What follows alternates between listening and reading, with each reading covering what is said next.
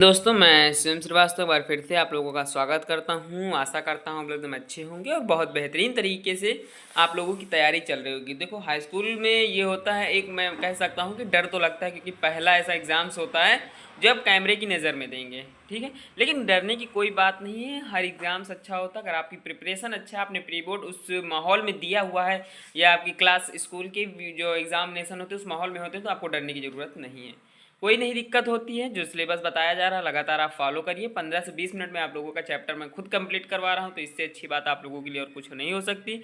साथ ही साथ मैं हर एक टॉपिक्स को शेयर कर रहा हूं आप लोगों के साथ इंपॉर्टेंट क्वेश्चन के साथ। तो उसी चैप्टर को क्रम को बढ़ाते हुए आज की वीडियो एक बार फिर से शुरू करता हूं। धातु और अधातु नामक चैप्टर के बारे में आपको बताऊंगा, जो कि 10वीं साइंस का चैप्टर नंबर 3 है। इंपॉर्टेंट क्वेश्चन ही लेकर आया हूँ, बाकी के फालतू टॉपिक्स को नहीं लाया हूँ।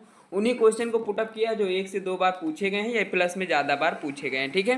तो सबसे पहला क्वेश्चन है हमारा कि धातुओं के कुछ भौतिक गुण लिखिए। तो पता है आपको, धातुएं भारी होती हैं, चमकदार होती हैं, तन्य तथा आघातवर्धनीय होती हैं, ये ऊष्मा तथा विद्युत की सुचालक होती है, ठीक है।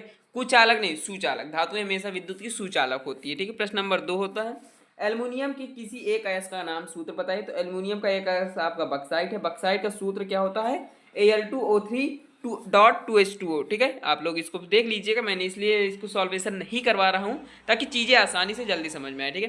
क्वेश्चन नंबर 3 है आपका, 3 धातुएं बताइए जिनके सिक्के बनाए जाते हैं। तो कॉपर के सिक्के बनते हैं, ठीक है, चांदी के बनते हैं और सोना, यानी कि आप समझ सकते हैं। और चांदी, सोना, कॉपर, इन तीनों के सिक्के बनते हैं। चीज़ों को मैंने बता दिया है। अब आपका आता है धात्विक चमक किसे कहते हैं।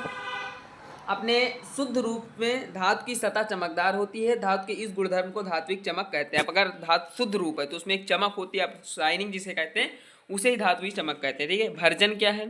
तो सल्फाइड अयस्क को वायु की उपस्थिति में अधिक ताप पर गर्म करने पर यह ऑक्साइड में परिवर्तित हो जाता है।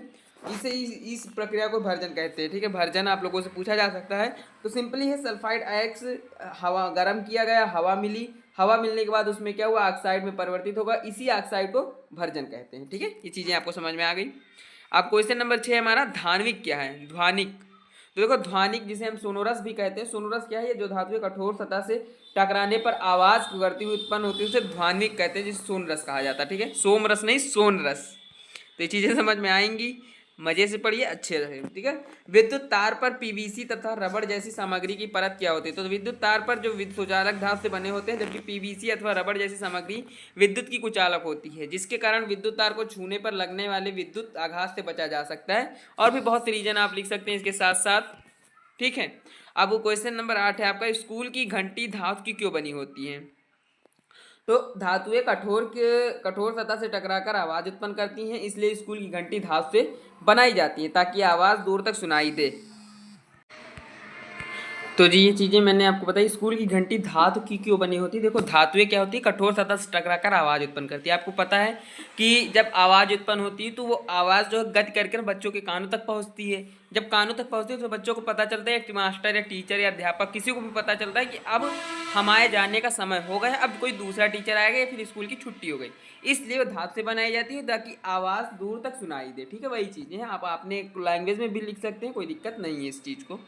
जो धातुएं के नाम बताइए जो अत्यंत अधिक ताप पर भी ऑक्सीजन के साथ अपक्रिया नहीं करती हैं। तो 2 धातुओं के नाम बताइए जो अत्यंत अधिक ताप पर भी ऑक्सीजन के साथ अपक्रिया नहीं करती। आपको पता है, सिल्वर और गोल्ड अत्यंत ताप पर भी ऑक्सीजन के साथ अपक्रिया नहीं करते हैं। लोहे पर जंग क्यों लगता है? तो उत्तर आप लोगों का होगा कि लंबे समय तक आर्द्र वायु पर रहने पर भूरे रंग की परत चढ़ जाती है, जिससे जंग कहा जाता है। जंग आयरन ऑक्साइड Fe2O3 तथा आयरन परा हाइड्रोक्साइड का मिश्रण होता है। क्या होता है? आयरन ऑक्साइड तथा आयरन हाइड्रोक्साइड का मिश्रण होता है, उसे जंग कहा जाता है, ठीक है। प्रश्न नंबर 11, अति शुद्ध सोने कितने कैरेट का होता है? तो उत्तर आपका होगा 24 कैरेट का सोना। आपने सुना भी होगा 24 कैरेट का सोना, ठीक है।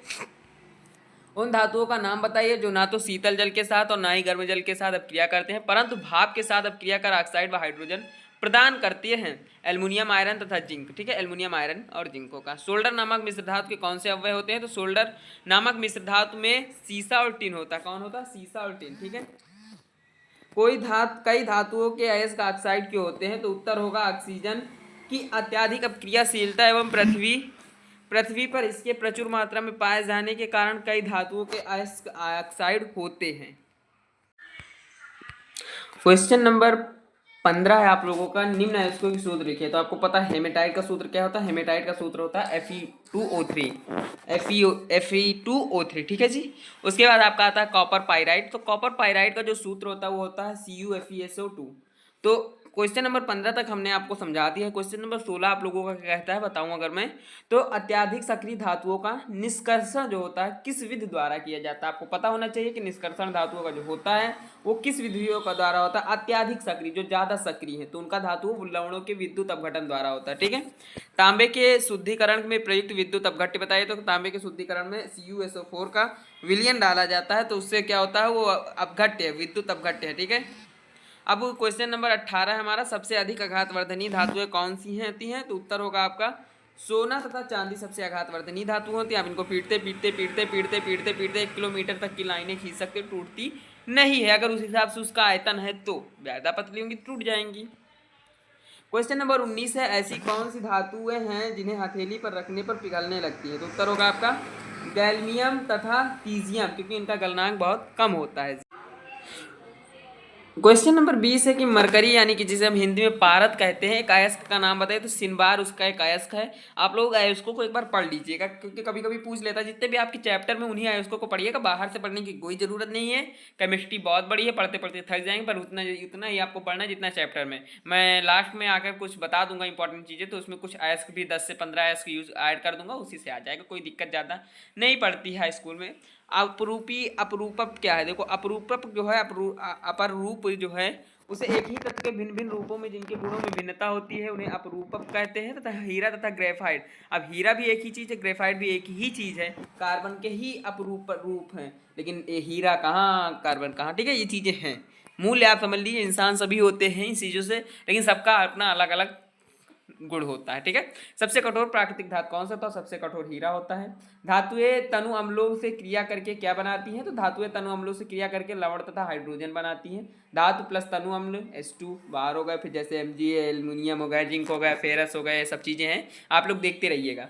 कोई 24 है हमारा कि अल्मराज, जिसे एक और एजिया का संगठन क्या है? तो अम्लराज प्लस HNO3 प्लस सांद्र HCl का 1.3 का अनुपात मिश्रण। आप लोग 1 मतलब कितनी, दो हिस्सा जो होगा आपका यहाँ पे अम्लराज, और एक हिस्सा होगा सांद्र HCl, ठीक है। निस्तापन क्या है? देखो निस्तापन के अपने अपने हिसाब से देख लीजिएगा। कार्बोनेट अयस्कों को सीमित वायु में अधिक ताप पर गर्म करने से यह ऑक्साइड में परिवर्तित हो जाता है, इस प्रक्रिया को निस्तापन कहते हैं। कोई उदाहरण भी दे सकते, कोई दिक्कत नहीं है।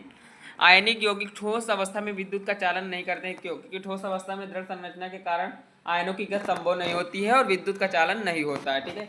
अब क्रियाशीलता के आधार पर धातुओं को कौन से दो भागों में विभाजित किया गया है? 3 भागों में, ठीक है। अब क्रियाशीलता के द्वारा अगर बताओ धातुओं को 3 भागों, पहले निम्न अभिक्रियाशीलता धातु, फिर मध्यम अभिक्रियाशीलता धातुएं, उसके बाद आपका आता है उस हाँ ठीक है, निम्न और अभिक्रिया 2 भागों में, ठीक है। कौन से भागों में? उत्तर 3 है, यहाँ पे 2 ही लिखा हुआ है, याद नहीं है। प्रश्न नंबर 1 है हमारा कि धातुओं के समान गुणधर्म बताइए। तो धातुओं के समान गुणधर्म क्या है? शुद्ध अवस्था में धातु सतह चमकदार होती है, तो मैंने ऊपर भी बता दिया था। धातु समानता ठोस व कठोर होती है, ये भी चीज़ें मैंने बता दी थी। धातुएं आघातवर्धनीय हो एवं तन्य होती है, आपको ये भी चीज़ें समझाई थी। धातुएं ऊष्मा की सुचालक होती हैं, इनका गलनांक भी उच्च होता है तथा इनको खाना पकाने की बर्तन बनाने में प्रयुक्त करते हैं। आप लोग देखते हैं आपके घर में कुकर हो गया, कढ़ाई हो गया, बहुत से बर्तन हैं ऐसे जिनका आघातवर्धन 100 डिग्री सेंटीग्रेड से ज़्यादा है, 500 1000 से ज़्यादा होता है, वही चीज़ें यूज़ की जाती है क्योंकि वो उतना गर्म नहीं होती हैं। धातुएं समानता विद्युत की सुचालक होती हैं तथा बिजली के तारों पर पॉलीविलीन क्लोराइड पीवीसी जिसे कहते हैं, पॉलीविलाइनल क्लोराइड या रबड़ की परतें चढ़ाते हैं। यह परत विद्युत की कुचालक होती है। पीवीसी अगर अच्छा पीवीसी है, यहाँ तो आप पीवीसी नहीं यूज करते हैं, हमने जो लोकल तार आते हैं इनमें रबड़ यूज कर देते हैं, जिससे कभी कभी होता है शॉर्ट सर्किट। पीवीसी कभी जलता नहीं है, ये चीज़ें याद रखना। धातुएं धात्विक सोनोरस होती हैं अर्थात कठोर सतह से टकराने पर आवाज़ उत्पन्न करती हैं। ये चीज़ें हैं, आप लोग समझते रहिएगा। प्रश्न नंबर 2 है हमारा कि अधातुओं के समान गुण क्या है? लिखिए, उत्तर होगा अधातुओं के समान गुण। समानता धातुएं कमरे के ताप पर ठोस व द्रव में ब्रोमीन या गैस चमकती है, ठीक है, गैस हो सकती हैं। अधातुओं में चमक नहीं होती, लेकिन आयोडीन अधातु होते हुए भी चमकीला होता है। अधातुओं में का गलनांक व क्वथनांक धातुओं से कम होता है। अधातुएं आघातवर्धनी एवं तन्य होती हैं। अधातुएं विद्युत की कुचालक होती हैं। अपवाद में आप ग्रेफाइट लिख सकते हैं, बाकी सब वही है, ठीक है। अधातुएं सोनोरस नहीं होती। सोनोरस आपको मैंने बताया था, धातु जो उत्पन्न करती हैं आवाज उन्हें सोनोरस कहा जाता है, ठीक है। मैग्नीशियम तथा सल्फर के दहन करने पर क्या प्रभाव पड़ता है? प्राप्त यौगिक का पानी में विलयन बनाकर लिटमस की जांच करके बताइए कि कौन सा तत्व अम्लीय ऑक्साइड बनाता है तथा कौन सा क्षारीय। सहित समझाइए, उदाहरण सहित समझाइए, समीकरण सहित। ठीक है, ये चीज़ें हैं, आप लोग देख लीजिएगा, स्क्रीनशॉट ले लीजिए, या फिर आप लोग कुछ नहीं करना, इसमें सिर्फ आप लोगों को हिंदी भी लिख दिया हूँ, अभी मैं पढ़ के बता भी दूंगा, समझ में आ जाएगा। स्क्रीनशॉट ले लीजिएगा, PDF भी मिल जाएगा आपको टेलीग्राम पे। ठीक है, तो जो मैग्नीशियम को जब हम वायु में गर्म करने पर चमकदार श्वेत ज्वाला के साथ दहन होकर मैग्नीशियम ऑक्साइड बनता है, ये तो आपको पता ही है, जो कि क्षारीय होता है, क्योंकि मैग्नीशियम धातु है तथा धातुओं के ऑक्साइड सामान्यतः क्षारीय होते हैं। इस ऑक्साइड को पानी में घोलने पर मैग्नीशियम हाइड्रोक्साइड बनता है, जो लाल लिटमस को नीला करता है। ठीक है, अभी मैं बेसिक से आपको नहीं ले चल रहा हूँ क्योंकि अभी उतना समय नहीं है, वरना मैं अगर चाहूँ तो इस चैप्टर में मैं इतना अच्छे से समझा सकता हूँ कि आप भूलेंगे नहीं। केमिस्ट्री मुझे बहुत अच्छी लगती है, पर उतना समय मेरे पास नहीं है। नेक्स्ट ईयर में नए कैंडिडेट्स जो ज्वाइन होंगे, नए मतलब कि नए कक्षा में जो आएंगे, उनके लिए बहुत अच्छा होने वाला है। आप लोगों के से शुरुआत किया हूँ और उनको बहुत एक अच्छा कंटेंट देने का प्रयास भी करूँगा। ठीक है, 2Mg plus O2G plus 2MgOS हो जाएगा। ठीक है, फिर मैग्नीशियम फ्लोराइड प्लस हाइड्रोक्साइड बराबर बन के क्या होगा, MgOH2। ठीक है, दूसरे नंबर पे क्या आता है, सल्फर प्लस O2 मतलब कि ऑक्सीजन के दो अणु। ठीक है, तो क्या बना, SO2। ठीक है, क्वेश्चन नंबर 4 है हमारा कि कॉपर, जिसे आप Cu कहते हैं, कॉपर को एल्युमिनियम के वायु की उपस्थिति में गर्म करने पर क्या होगा। प्राप्त ऑक्साइडों की प्रकट कैसी होगी, अब क्रिया सही समझाइए। क्या धातु ऑक्साइड में जल में घुलनशील है। देखिए, एक ही क्वेश्चन में चार टॉपिक्स को ऐड कर दिया है, तो एक एक नंबर का हो ही गया। अब हम यहाँ पे क्या करेंगे, सिंपली आप लोग देख सकते हैं, कॉपर के दो अणु ऑक्सीजन के दो अणु के साथ मैं जब मिलाऊंगा तो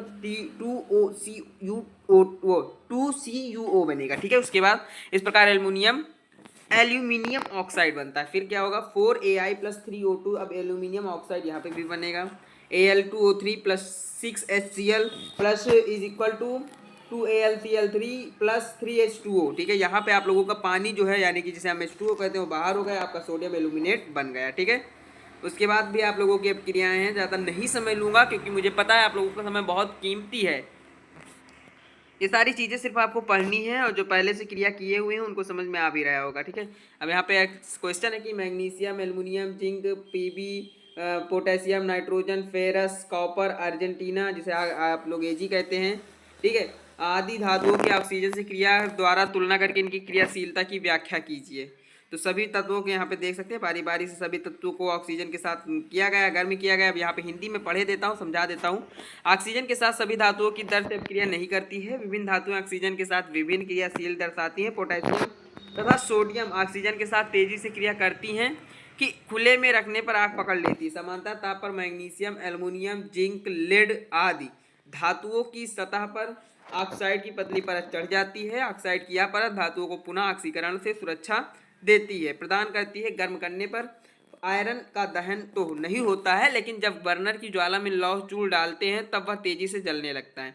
सिर्फ हिंदी है, पढ़ लेंगे समझ में आ जाएगा। कॉपर का भी दहन नहीं होता है, लेकिन गर्म धातु पर कॉपर सेकंड ऑक्साइड काले रंग की परत जम जाती है। सिल्वर एवं गोल्ड अधिक ताप पर भी ऑक्सीजन के साथ क्रिया नहीं करते हैं। उपरोक्त सभी धातुओं की क्रियाशीलता का क्रम निम्नलिखित है।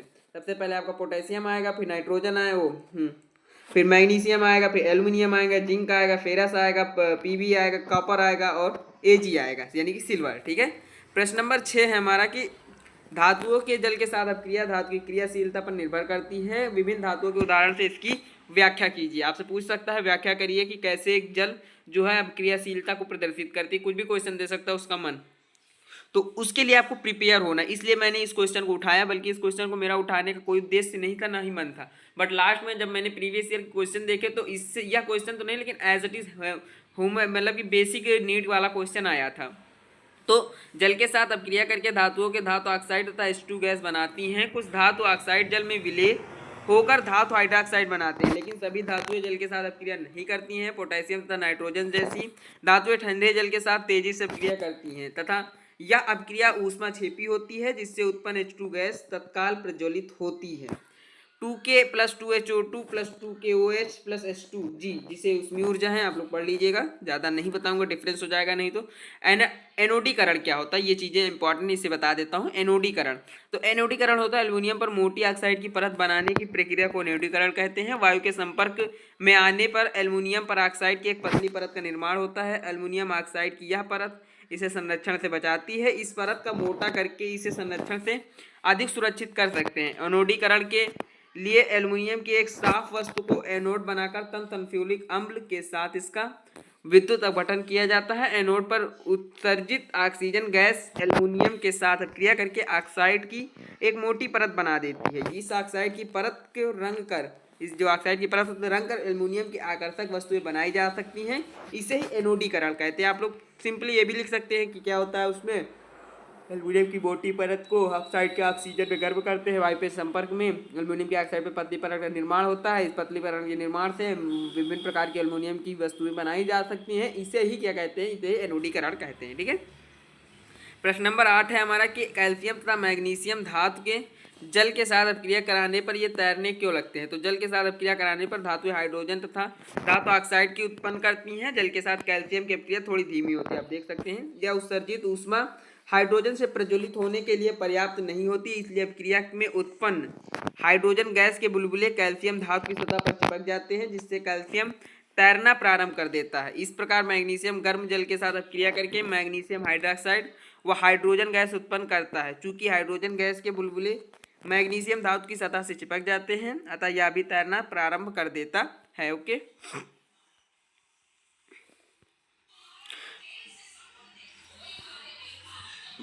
प्रश्न नंबर 9 क्या है, धातुओं के अम्लों के साथ अपक्रिया की व्याख्या कीजिए। समानता धातुएं अम्ल के साथ अपक्रिया करके संगत लवण तथा H2 गैस देती हैं। धातु तनु अम्ल लवण hydrogen Mg2Cl MgCl plus H2 आपका बाहर हो जाएगा, वो चीज़ें पढ़ लीजिएगा। प्रश्न नंबर 10 है हमारा, सक्रियता श्रेणी क्या है। आपको पता सक्रियता श्रेणी क्या है।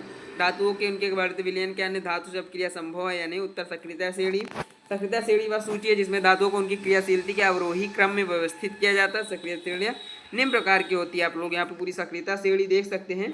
सबसे पहले आपका potassium, sodium, calcium, magnesium, aluminium, zinc, ये घटती अपक्रिया श्रेणी है, वो अधिक। ठीक है।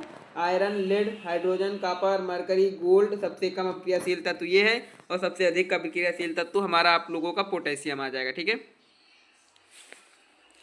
अब यहाँ पे कुछ क्वेश्चन लिखे हैं। अधिक क्रियाशील से अपने धातु को जो होता है, आप लोग एक क्वेश्चन यहाँ पे देख लीजिएगा, बहुत इंपॉर्टेंट क्वेश्चन है। 11 नंबर, धातुएं अम्ल के साथ अपक्रिया करके हाइड्रोजन गैस प्रदान करती हैं, परंतु नाइट्रिक अम्ल के साथ अपक्रिया करने पर हाइड्रोजन गैस उत्सर्जित क्यों नहीं होती है, बताइए। देखो, जब धातुएं नाइट्रोजन अम्ल के साथ अपक्रिया करती हैं तब हाइड्रोजन गैस उत्सर्जित नहीं होती, क्योंकि HNO3 एक प्रबल अधिकारिक होता है, ऑक्सीकारक होता है। उत्पन्न गैस ऑक्सीजन करके, एक मिनट लाइन आ गई थी, हाँ, ऑक्सीजनीकृत करके जल में परिवर्तित कर देता है। वह स्वयं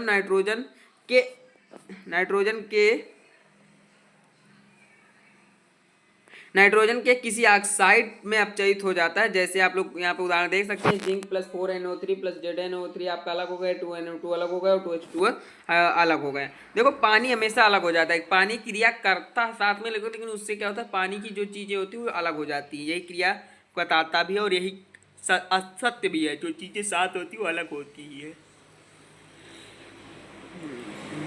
बहुत बड़ा PDF मैं लेकर आया हूँ, बनाने में बहुत टाइम लगा है, तो इसलिए आप लोगों से रिक्वेस्ट है कि चैनल को जरूर सब्सक्राइब करिए। मेहनत करता हूँ, फल नहीं मिलता, फिर थोड़ा बहुत कष्ट होता है, लेकिन मैं करता रहूँगा, जब तक नहीं मिलेगा तब तक करूँगा। ठीक है।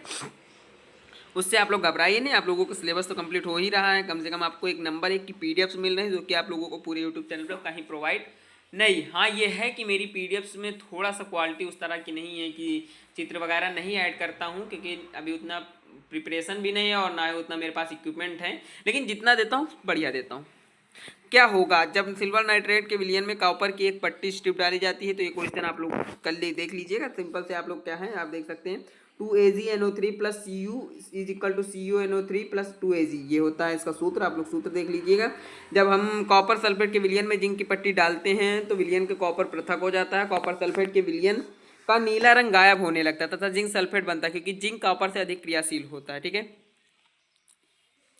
क्वेश्चन नंबर 13 है हमारा कि प्रकृति में धातुएं किस अवस्था में पाई जाती है, समझाइए। जब पृथ्वी पर भूपर्टी धातुओं का मुख्य स्रोत है, समुद्री जल में भी NaCl MgCl आदि लवण उस पर स्थित होते रहते हैं। कुछ धातुएं भूपर्टी में स्वतंत्र अवस्था में पाई जाती है, कुछ धातुएं यौगिक के रूप में भी मिलती है। सक्रियता श्रेणी में नीचे आने वाली धातुएं जैसे गोल्ड हो गया, आपका सिल्वर हो गया, प्लेटिनम हो गया आदि स्वतंत्र अवस्था में पाई जाती है। कॉपर एवं सिल्वर अपने सल्फाइड तथा ऑक्साइड अयस्क के रूप में संयुक्त अवस्था में भी पाए जाते हैं। ठीक है। सक्रियता श्रेणी आप लोग ऊपर देख चुके हैं। भर्जन और निस्थापन के अंतर बताया अगर मैं, भर्जन और निस्थापन में अंतर क्या है? देखो, भर्जन क्या है? प्रक्रिया सल्फाइड अयस्कों की प्रयोग की जाती है। निस्थापन क्या है? प्रक्रिया कार्बोनेट अयस्कों के लिए प्रयोग की जाती है। ठीक है। उसके बाद आप लोगों को इसमें अयस्क को वायु की उपस्थिति में अधिक ताप पर गर्म करके ऑक्साइड में परिवर्तित किया जाता है। इसमें अयस्क को वायु की उपस्थिति में अधिक ताप गर्म करके ऑक्साइड में बदला जाता है। सिंपल से 2 वर्ड याद कर लीजिए। ठीक है। इधर भी वही है। इसमें क्या अयस्क को वायु की उपस्थिति में, इसमें वायु की उपस्थिति में अधिक ताप पर गर्म करके ऑक्साइड में, और इसमें भी ऑक्साइड में बदला जाता है, इसमें परिवर्तित किया जाता है। वर्ड का लैंग्वेज थोड़ा सा देख लीजिएगा। उदाहरण आप लोग एक एक याद कर लीजिए, या फिर आप लोग अगर किए होंगे तो समझ में भी आएगा। बहुत छोटा उदाहरण मैंने भी यहाँ पर रखा है कि अयस्क को शुद्ध धातु के निष्कारण में प्रयुक्त पदों के एक चार्ट बनाइए। तो चार्ट आप लोग समझ सकते हैं। सबसे पहले आपका अयस्क आएगा, फिर अयस्क का सांद्रण होगा। अयस्क का जब सांद्रण होगा तो उसमें उच्च अपक्रियाशील धातुएं निकलेंगी, मध्यम अपक्रियाशील धातुएं निकलेंगी और मुख्य जो है निम्न धातुएं निकलेंगी जो कि अपक्रियाशील होंगी। जब आप उच्च अपक्रियाशील धातुओं में अपघटन कराएंगे तो शुद्ध धातु मिलेगा। ठीक है। लेकिन जब आप निम्न अपक्रियाशील में सल्फाइड अयस्क ऐड करेंगे, भर्जन होगा, धातु मिलेगा, फिर परिष्करण भी मिलेगा, थोड़ा बहुत कचरा कूड़ा भी मिलेगा। ठीक है। मध्यम अपक्रियाशील धातुओं में जब कार्बोनेट अयस्क के साथ क्रिया कराएंगे तो आपका निस्तापन होगा, और जब इधर आप लोगों का सल्फाइड अयस्क के साथ भर्जन होगा। ठीक है। चीज़ निस्तापन और भर्जन में क्या अंतर है? भर्जन हमेशा कार्बोनेट अयस्क के साथ होता है, अभी ऊपर पढ़ा हुआ, और जो आप लोगों का निस्तापन होता है वो हमेशा सल्फाइड अयस्क के साथ होता है। ठीक है। धातु का जो है आप लोगों को पता है, धातु का ऑक्साइड धातु में अपचयन होगा, फिर धातु का शोधन किया जाएगा जिसमें शुद्धता लाई जाती है, फिर अयस्क धातु के निष्क्रिय प्रयुक्त पद ऊपर मैंने समझा भी दिए हैं आप लोगों को।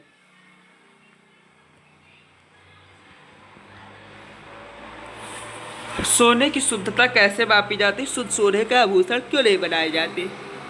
देखो, शुद्ध सोने का आभूषण टूट जाएगा। ये तो एकदम बेसिक जानकारी हो गई। अब समझिए क्या है पूरी जानकारी। देखो, सोने की शुद्धता कैरेट में मापी जाती है। आपको पता है 24 कैरेट कहते हैं शुद्ध सोने को, तथा यह काफ़ी नर्म होता है, इसलिए यह आभूषण बनाने में उपयुक्त नहीं होता है। इसे कठोर बनाने के लिए इसमें चांदी या तांबा मिलाया जाता है। भारत में अधिकांशतः आभूषण बनाने के लिए 22 कैरेट सोने का उपयोग किया जाता है। इसका अर्थ यह है कि 22 भाग शुद्ध सोने में 2 भाग तांबे या चांदी का मिलाया जाता है।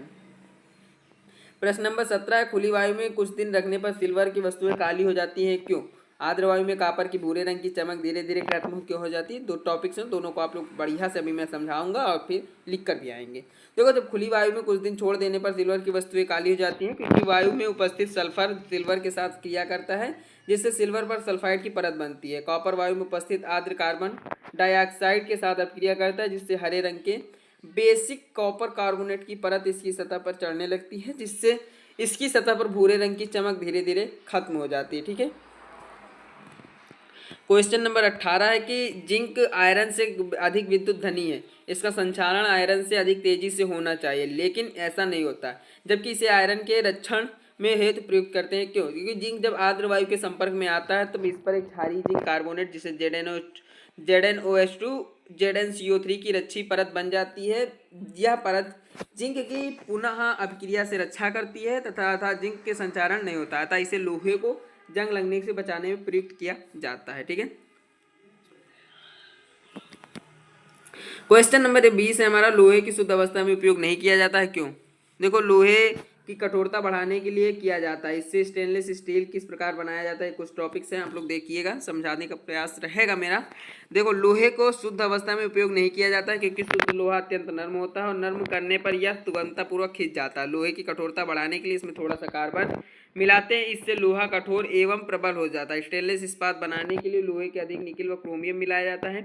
स्टेनलेस इस्पात जो होता है कठोर होता है तथा इस पर जंग नहीं लगता है। इस प्रकार लोहे के साथ अन्य पदार्थ मिलाने के गुण बदल जाते हैं। क्वेश्चन नंबर 21 हमारा, शुद्ध धातु की तुलना में मिश्र धातु में गलनांक व विद्युत चालकता में क्या परिवर्तन आ जाता है, उदाहरण देकर समझाइए।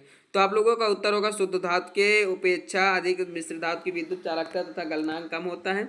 उदाहरण के लिए तांबा एवं जस्ते मिश्र धातु पीतल तथा तीव्र नमटीम जो है इसमें मिश्रित कांसा विद्युत के उच्चालक हैं, जबकि ताम्र में उपयोग विद्युत आप लोगों का आता है, उसमें इस्पात इसका उपयोग विद्युत तारों के लिए परस्पर वेल्डिंग के लिए किया जाता है। ठीक है। क्वेश्चन नंबर 22 है, सक्रियता श्रेणी। तो सक्रियता श्रेणी मैंने आप लोगों को अच्छे समझा दी थी, इसमें निष्करण किस प्रकार किया जाता है ये चीज़ें समझानी थी। तो सक्रियता श्रेणी में नीचे आने वाली धातुएं बहुत कम क्रियाशील होती हैं। इन धातुओं का ऑक्साइड को केवल गर्म करने पर इसे धातुएं प्राप्त की जा सकती है, जब जैसे सिनबार, मरकरी, एक अयस्क है। सिनबार जो है मरकरी का एक अयस्क है। इसके वायु गर्म करने पर या पहले ही म्यूक्रिक ऑक्साइड में परिवर्तित हो जाता है और अधिक गर्म करने पर म्यूक्रिक ऑक्साइड मरकरी में अपचयित हो जाती है। दोनों चीजें आप लोग देख सकते हैं। क्रिया भी मैंने लिख दी। सक्रियता श्रेणी में सबसे ऊपर धातुओं का निष्करण किस विधि से किया जाता है, उदाहरण से समझाइए। तो सक्रियता श्रेणी में सबसे ऊपर स्थित धातुएं पोटेशियम, नाइट्रोजन, कैनेडियम, मैग्नीशियम, एल्युमिनियम, ठीक है। कार्बन अत्यंत क्रियाशील होती हैं। इन्हें कार्बन के साथ गर्म करने के इनके यौगिकों में प्राप्त नहीं कर सकते। उदाहरण के लिए कार्बन द्वारा सोडियम, मैग्नीशियम, कैल्शियम, एल्युमिनियम आदि के ऑक्साइड का अपचयन कर उन्हें धातुओं में परिवर्तित नहीं किया जा सकता। इन धातुओं की बंधुता कार्बन की अपेक्षा ऑक्सीजन के प्रति अधिक होती है। इन धातुओं को विद्युत अपघटनी अपघटन द्वारा प्राप्त किया जाता है। विद्युत अपघटनी अपघटन चीज याद रख लेना, विद्युत अपघटनी अपघटन, ये चीजें अगर आप बुक में देखिएगा तो 4 से 5 लाइन की परिभाषा है, उदाहरण से अच्छे से समझाया गया है, ठीक है। उसको देख लीजिएगा। और उसके साथ क्या होता है, कैल्शियम तथा धातु के गलित क्लोराइड को विद्युत अपघटन से प्राप्त किया जाता है। कैथोड की धातुएं निक्षेपित हो जाती हैं तथा एनोड की धातुएं मुक्त हो जाती है, क्लोरीन मुक्त होती है। अब क्रिया इस प्रकार है। कैथोड पर होगा तो Na++E- नाइट्रोजन हो जाएगा, 2 क्लोरीन + 2Cl2, यहाँ पे 2 इलेक्ट्रॉन बाहर हो जाएंगे। इस प्रकार एल्युमिनियम ऑक्साइड की विद्युत अपघटनीय अपचयन में एल्युमिनियम प्राप्त किया जाता है और मैग्नीशियम प्राप्त किया जाता है, ठीक है। ये चीज़ें समझ में आई। कैथोड पर मैग्नीशियम +2E का Mg2S बनेगा। आपको कैथोड पर अपचयन होता है तथा एनोड पर ऑक्सीकरण होता है। ये चीज़ें आपको बेसिक हैं, इनको जानकारी भी होगी। तो आशा उम्मीद है वीडियो पसंद आई होगी। ऐसी वीडियोज़ लगातार चैनल पर अपलोड होती रहेंगी। मिलूंगा नेक्स्ट वीडियो में, तब तक के लिए धन्यवाद।